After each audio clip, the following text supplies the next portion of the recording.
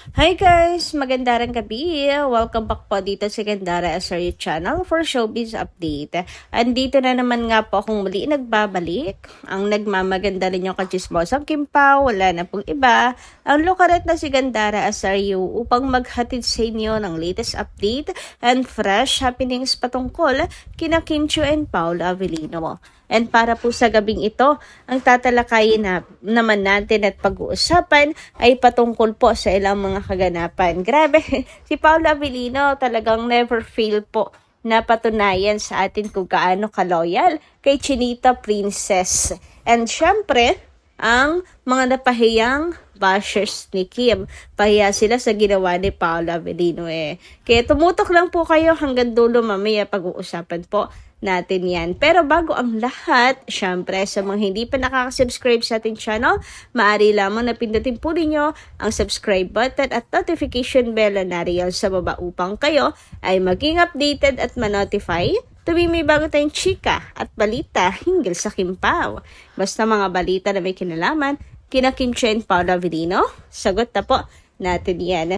And syempre, nais ko na rin pong kunin ang pagkakataon na to para pasalamatan ang atin pong mga taga-subaybay na walang sawa po nakasuporta sa atin pong mga daily updates. So, narito po ang first comment natin para po sa gabing ito. Mula po kay Ginang Nedelita Cañete, magandang gabi. Miss Gandara, good day sa iyo. Sa totoo lang, naiinis ako kay Paolo kung bakit sumalubong kila Asyumerang Janine na hindi nakatingin si Kim. Hindi ko nagustuhan yon kasi parang nagtaksil na rin siya. Kung mahal talaga niya si Kimi natin, ang ibig sabihin noon na hindi niya nire-respeto si Kimi. Kasi alam naman sana niya kung anong pinagdaanan at mga panlalait kay Kim dahil sa kanya. Si Kim nga, ganoon ang pag-iwas niya kay Gerald. Pero siya, sumalubong pa. Grabe naman nga't naka-caps lock pa Ginang Nedelita. Nakasumalubong pa. Galit, nakakabwisit talaga. Pero ako lang naman ito. Pasensya ka na lang, Miss Gandara, kasi pag naiisip ko yan, biglang lalakas ang tibok ng puso ko kasi mahal ko si Kim as my own daughter. At kababayan ko rin siya. Minahal ko na si Kimi mula umpisa pa ng PBB 2006. Anyway, thank you, Gandara. Alam niyo, Ma'am Nedelita Cañete, hindi ko i-invalidate yung inyong nararamdaman kasi naramdaman nyo yan nasaktan kayo dahil mahal nyo talaga si Chinita Princess.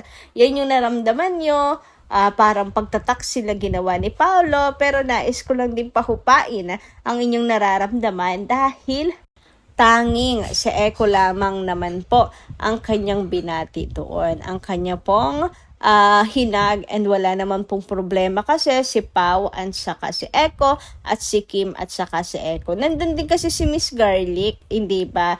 So, malay nyo, hindi natin sure. Baka po si Miss Garlic, halimbawa, magkasama si Kim and Paolo, tapos tinawag bigla ni Pao si Miss Garlic. Kaya napapunta si Paolo doon, lumapit, then since sumalubong na ito si Eko, kanya na rin binati. Masyadong maikli po kasi yung video kaya hindi na atin maaring husgahan si Paolo Avellino. Hindi natin alam kung paano nagsimula at kung paano nagtapos. So, ang importante doon, maaga pong umalis sila Kim and Paolo at hindi na nakipag-binding pa kay Janine. So, yun po ang isaisip natin. Magtiwala na lang po tayo sa Kim Pao. Samantala, dumako naman tayo sa comment ni Miss Norma Dayag. Sabi niya rito, magpakatotoo lang siya kay Kim. Kasi yung sinabi niya na ngayong 2026 ay may pangako siya kay MJ Felipe. Kung ano yung pangako niya ay ngayon natin malalaman through MJ Felipe. Kaya nga medyo naiinip-inip na rin po ako. Ano kaya yung sasabihin ni Paolo Avellino? And sabi niya ready na siya sa 2026, 'di ba? sagutin. Lalo na yung katanungan tungkol sa pag-ibig. Medyo napaisip-isip ako kung ano yun. Marahil nga kaya hindi pa nagsasalita si Paolo ay mayroon po siyang kasunduan.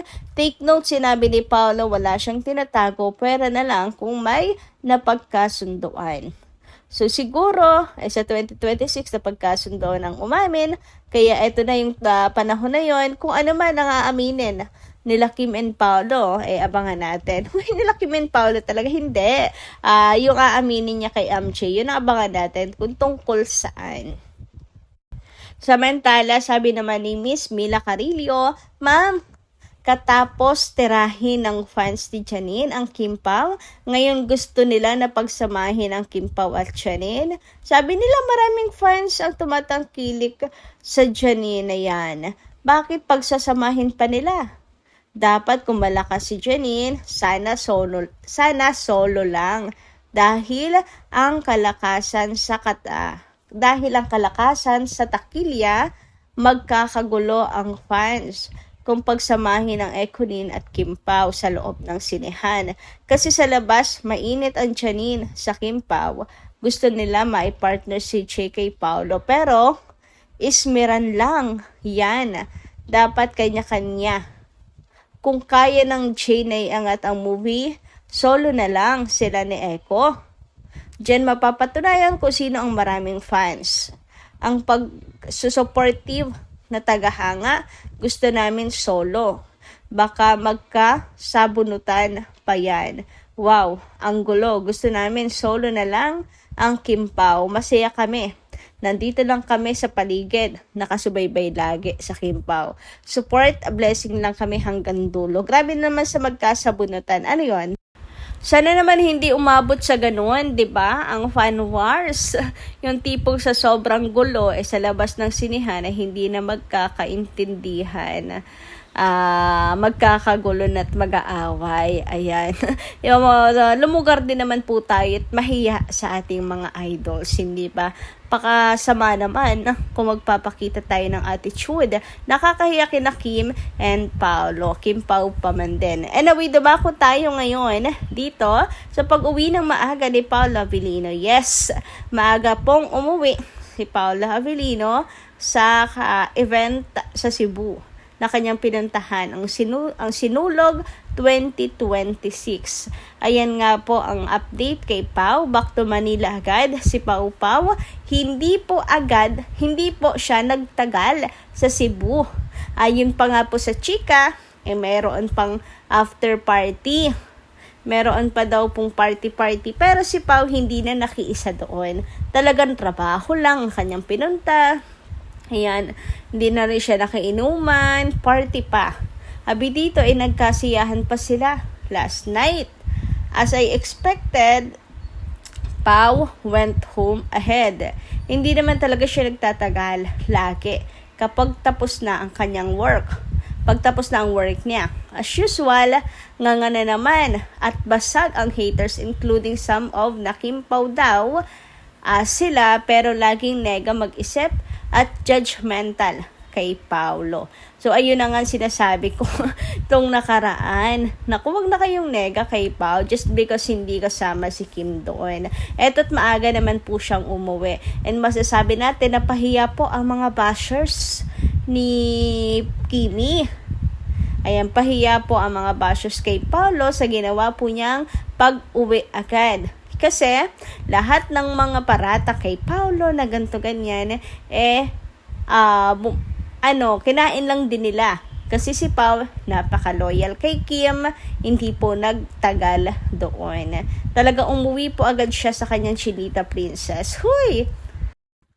Ang kanyang pag-uwi ng maaga, agad-agad na pag-uwi ay isa lamang pong patunay kung gaano ka-loyal si Kimi, gaano siya ka-loyal kay Kimi. Yung tipong pwede naman siya, 'di ba? Malaya siya, malayo siya. Pwede niyang gawin lahat ng gusto niya, pero hindi. For the uwi agad ang person. For the uwi agad si Papi. Ayan, 'di ba? Ayan. Umuwi agad si Paulo, haha, not a party boy, si good boy. Ewan na lang mga yan, mga pasimpleng tirada nila kay Pau eh. Umiiwas din kasi si Pau sa mga inuman. Ayaw niya talagang maglalasing. So kayo guys, ano inyong masisay tungkol dito? Comment nga lang po kayo dyan sa baba. At hanggang dito lang po muna ang ating update. Maraming salamat sa inyong pakikiligan. Kita-kits po tayo muli sa susunod nating mga chikas. Maraming po salamat.